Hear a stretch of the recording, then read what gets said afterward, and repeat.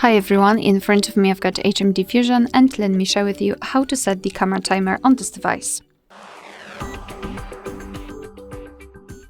So let's start with opening the camera app, and currently,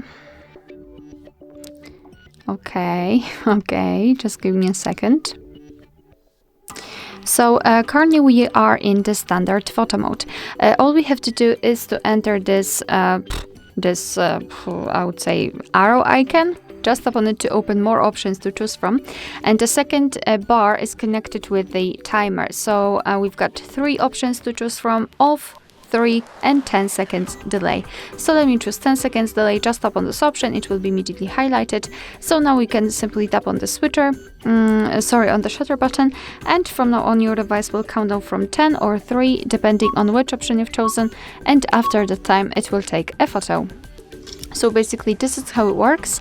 Of course you can turn this option off just by tapping on this crossed out icon, and from now on your device will take photos right after touching the shutter button. Alright, so that will be all. Thank you so much for watching. I hope that this video was helpful, and if it was, please hit the subscribe button and leave the thumbs up.